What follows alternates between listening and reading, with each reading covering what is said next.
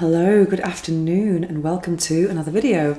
Today I wanted to share some lifestyle type of videos with you, and I wanted to talk about burnout and more specifically my experience with burnout and how I overcame it. I saw a friend the other day who's actually going through burnout, quite a serious burnout right now, and he asked me how long did it take me to get over it and what did I do? And I thought I would share this with you. And I think for me, burnout, I guess in general, burnout is not something that kind of ends one day and you think, oh, I'm okay now. I think it's really a gradual process of improving day by day.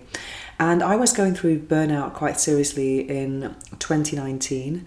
And I just felt absolutely exhausted. And I think it was all about just having too much work and not taking breaks. And also as a freelancer, I don't know if any of you can relate to this, but I feel that sometimes when you don't know, when you have a lot of instability as far as work is concerned, you don't know when the next work is coming in, you're saying yes to everything because you have a scarcity mindset, you're thinking there's not going to be enough in the future, and then you just kind of get completely overwhelmed. And that's what happened to me. And it got to the point where I was so overwhelmed that I wasn't really sleeping properly. And there's many videos of mine around the summer of 2019, towards the end of 2019, and my eyes are kind of like, because I just was not sleeping right. I used to go, whatever time I went to bed, I used to wake up at around between 3 and 5. And sometimes I'd get back to sleep and other times I wouldn't. So I was having this interrupted sleep and absolute exhaustion, and then having the pressure to kind of make videos and write, which is I think creativity does take an extra layer of how would I say it? It's not strength or vitality from you. It's kind of, or not from you. It should be obviously. It should be regenerating. It should generate more energy, and it does now. But I think when you're a bit tired, it does feel a little bit harder. Whereas with many other professions, you can kind of just get away with a couple of coffees and it's okay. But I think with creativity, you do need to be on the ball and rested and all of that to access the best creative tools that you have. So I wanted to share 5 things that I did that really helped me to overcome burnout. And the first thing I did was I really got into meditation. I cannot recommend meditation enough. It's really helped me through some of the darkest moments in my life. And I'd done it sporadically around that time, but then it became a daily practice. And I was doing a lot of meditations on YouTube. And then around about that time, the adverts on YouTube just got excessive. Instead of one advert at the beginning of some video, it was 2 adverts and then in the middle of a meditation. So it was just, oh my God. So actually, a friend of mine recommended the app Insight Timer to me, and I cannot recommend it enough. It's absolutely amazing. It has, I have the free version, and the free version means that I cannot forward a meditation, I cannot download them, but I still get access to all of the meditation library. At the time, I think it was around, I don't know how many there were on it, maybe about 30,000, 50,000 meditations. Now there are even more, and I even have my own meditations on there. So if you look me up, Venus O'Hara on Insight Timer, you will find my ASMR affirmations meditations. So what I do now is I meditate every morning as soon as I've woken up, and every evening as well. And also do extra special meditations for when I go to have acupuncture, so I can kind of like get into another dimension. And also if it's a full moon or a new moon. And I think the great thing about meditation is, I think people have this misconception that meditation is actually putting your mind blank or just kind of like eliminating all thoughts, which is not true. There are different types of meditation, and I personally enjoy guided meditations. I think that's the easiest one to start with, or even affirmations meditations are very easy to start with as well, because you don't really have to be listening to them. You can be engaged in another activity, you can be falling asleep, and then let those affirmations sink in and be absorbed by your subconscious.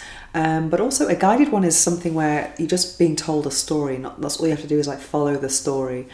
And then sometimes random thoughts will come to you, but that'll be a key part of the narrative. You don't have to kind of eliminate all of your thought processes. Another type of meditation would be using the timer on Insight Timer, you could set a time of, let's say, 5 minutes, 10 minutes, and have some nice music, and then have a singing bowl sound at the end of it, just to mark, or at the beginning and the end. And you can really, that type of meditation for me, I find more invigorating, and then I find the guided ones more relaxing. But either way, I think it's a really good thing to experiment with and get it out of your head if you don't know about meditation, that it's not about eliminating all of your thoughts, because I think it's impossible to do that, especially if you're going through a burnout. Then your thoughts are kind of maybe on fire as well, so that is not possible. But it's definitely, everyone has 5 minutes a day just to start with a nice story, and you might find at the end, oh, that was nice, I can do a little bit more. And it's good to kind of experiment with different types of meditations as well. So I found, for me, I don't like long introductions or body scans. They kind of make me a bit, come on, where's the meditation? So I've definitely found the creators that I enjoy the most, and I bookmark them so I can actually go back and find the ones I like next time. But I've been using Insight Timer every single day since then. So that's way over 1,000 meditations that I've done. And also, if you've been following me, you'll know that I was in hospital 2 years ago now, I can't believe it. And I also went through Bell's palsy in 2020. So those were the darkest times of my life in the last few years. And meditation was really what really helped me get through those things, for sure. It's kind of like creating this inner refuge that you can access at any time. It's amazing. So I highly recommend meditation, whether you're going through burnout or not. It's amazing. The next thing I did, well, this is a bit of I'll leave this number 2, or what I wrote as number 2, till later. The next thing I did was I invested in a really amazing bed. And I did this because insomnia was quite a big, it was a big thing for me. Most nights I was not sleeping well. And I decided to get a really good mattress. I got a mattress topper, which I highly recommend. Our mattress topper is like this small kind of thinner mattress thing that goes over your normal mattress, and it makes your bed feel like a cloud, but without going like this. And then I got some really good pillows as well. So now I've got 5 pillows. I have 1 here. I'm going to show you my bed in another video. 1 here, 2 here, and then 2 under my legs, under my knees. So it's so nice. And when I turn to my side, I'm hugging 1 pillow, and I put the other pillows between my knees. And like that, so whichever side I'm on, I'm just enveloped with pillows, and also I got an amazing duvet, and I got a weighted blanket over that. So I did make a video about the weighted blanket when I got it in 2019, and if you watch that video, you'll know that's the time when I was going through this burnout. And so my bed is just like a hug all night long. And on those rare occasions when I have insomnia these days, I'm not getting frustrated or worried about the next day. I'm thinking, isn't this bed amazing? And I feel so grateful. And it's kind of nice to have some positive thoughts going through my mind in the early hours when I'm not able to sleep. It's much better than just stressing out about work, So I really highly recommend investing in your bedroom and in your bed, and making sure it's a place of rest, a place that's going to promote rest. And also I've become a lot more tidy over the last few years, especially lately, and my bedroom now is very tidy, very minimalist. And I used to be very, very messy. And so that's taken me a very long time to get to this stage. But I think having a tidy room, clean sheets, even having a shower before bed as well is a good thing to kind of get rested and get in rest mode, because it's very, very important to rest, because obviously burnout is when you're doing too many things and you're not really accessing that rest period very easily. The next thing I did was in December 2019, I declared a month of self-love. So I did so many things to love myself that month. And for example, I went to a breathwork class for the first time, and that's very intense breathwork. And I'd already learned the virtues of abdominal breathing, so that's an incredible thing to try as well. But breathwork, there are apps for it, and you can find some things on YouTube as well. And going to a class, though, is an extra special experience, because you're sharing it with other people, with a teacher who's guiding you and who's going to put their hands on your belly and just to make sure you're doing it properly, which is very nice. Anyway, I went to this breathwork class, and it was with Ho'oponopono meditation. What is that? What's Ho'oponopono? It's a Hawaiian meditation that repeats 4 sentences. For example, you've got I'm sorry, please forgive me, I love you, and thank you. So in those sentences, you've got forgiveness, love, and gratitude. So these are really powerful emotions. And I remember in this breathwork class, everyone was crying. It's incredible what you can reach through the breath and all these parts of you that you didn't know existed, or even like dark traumas that you can kind of start to express. So I think for me, I just realized there was a lot of sadness inside me, maybe not feeling good enough and trying to work harder and harder and harder to try and prove something, which was really hard. And also I did Reiki for the first time. I can't remember what I've written in this. I wish I could. Oh yeah, I did Reiki, and the first Reiki I did, it was with someone who I don't think really had the gift of a healer. It was someone anyone can learn Reiki in a weekend, but not everyone is a healer. And the person who gave me Reiki the first time, I was like, I was quite disillusioned with it. But the second time I've had Reiki, and I've had Reiki since then, I think it really depends on the person and how. It's not just about putting the hands and doing hover hands over you. I think there's way more to it. I think it's nice to work with someone who is intuitive and can read you. Because I remember the first time I had Reiki, I asked her what she could feel in my body, and she's like, "What did you feel?" And I was like, "Bloody hell, what a waste of €50. Incredible." So yeah, I think energy healing is quite nice, but I think it's good to go to someone who is recommended. And I have a friend who's actually learning to be a Reiki master at the moment, and she is doing very cheap sessions, but she's really got the gift. It's amazing. So yeah, I've been doing Reiki and sound healing lately, but I feel that I've reached a great moment or place of peace in my life right now, so Reiki doesn't feel so turbulent to me like it was the first few times I had it. It was kind of like just activating the sadness inside me that had to get out. The second time I had Reiki as well was amazing. So in this month of self-love, I had Reiki twice, and the second time was just wow. So yeah, you can't just if you had a bad experience, doesn't mean the whole practice is not good. I'm so glad that I did try with someone else. And then I started going to restaurants on my own just to kind of spoil myself.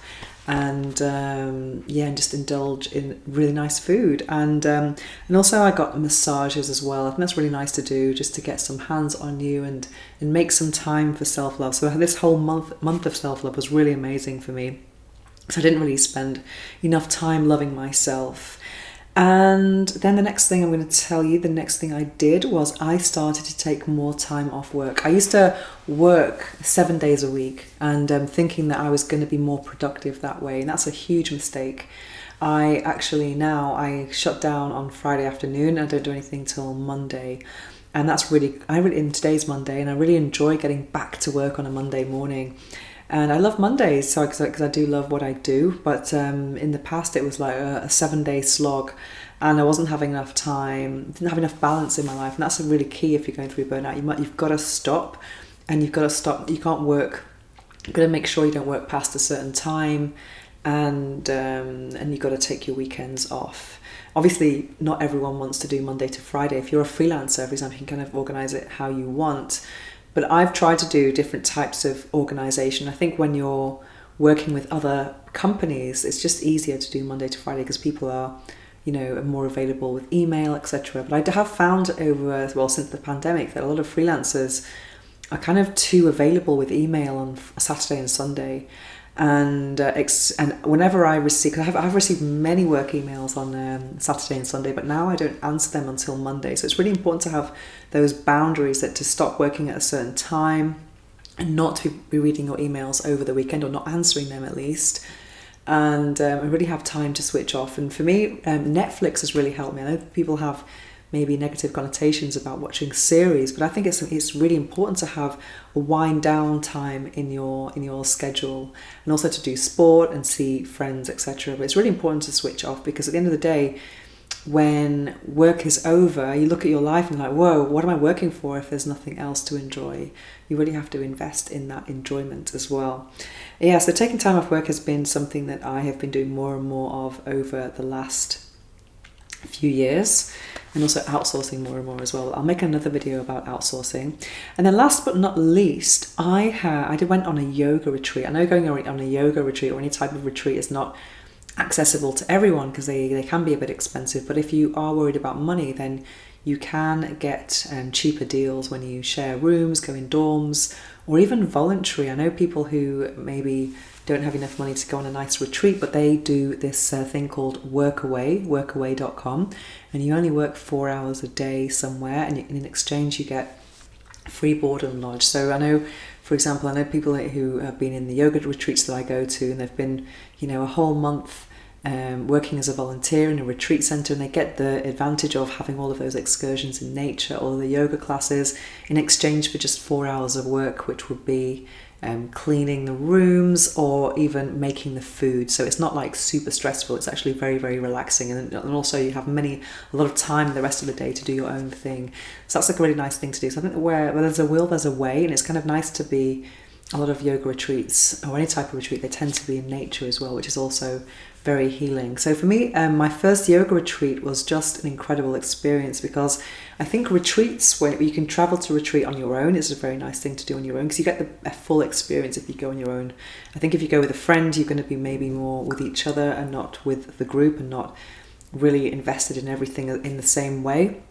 And if you go alone on a retreat, it's kind of like you're escaping from your everyday life, but to face yourself. And I think it's a very good thing to do. And for me, I found it incredibly beneficial and very healing as well. And I definitely promised myself I'd be doing more of that.